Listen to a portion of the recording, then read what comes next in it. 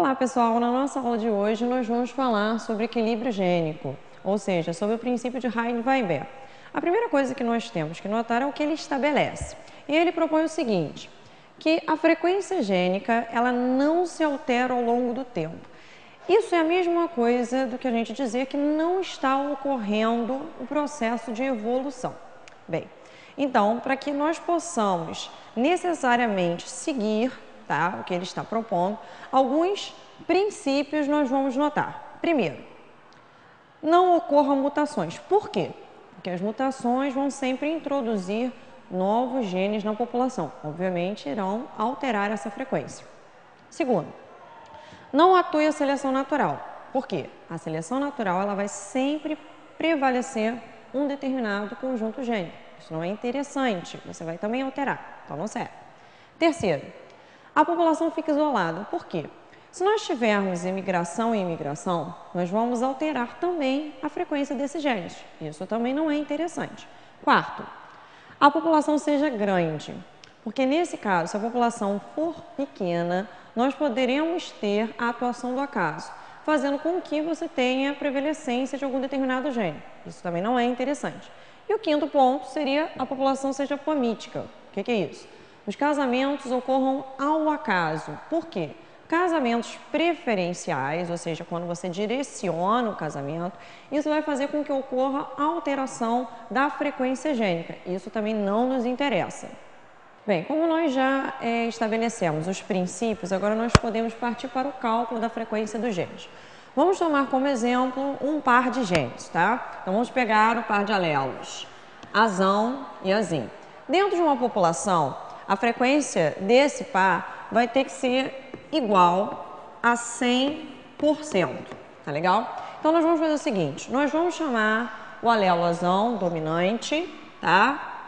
De P. Enquanto o seu alelo recessivo nós vamos chamar de Q, tá? Logo, se azão e azinho totalizando são igual a 100%, nós iremos ter P mais Q igual a 1.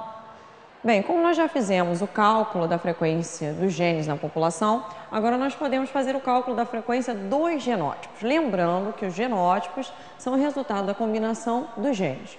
Como nós utilizamos o par de alelos azão e azinho, nós também vamos estabelecê-los aqui. Então, quais seriam os genótipos possíveis aqui?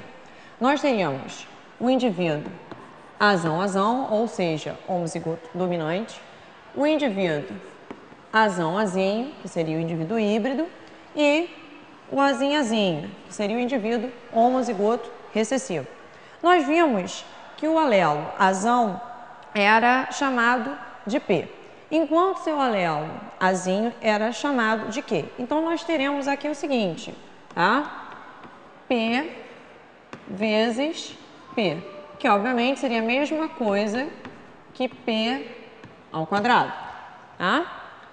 O azão-azinho.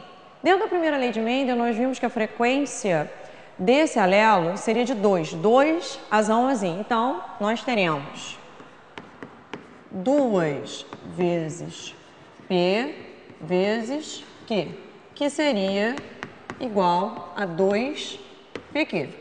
E por último, o indivíduo homozigoto recessivo, que seria a mesma coisa que nós falássemos Q vezes Q, que seria igual a Q ao quadrado.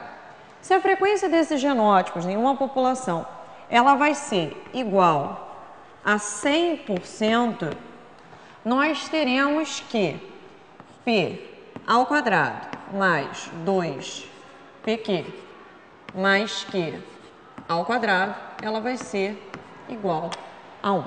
Boa sorte no vestibular e até a próxima!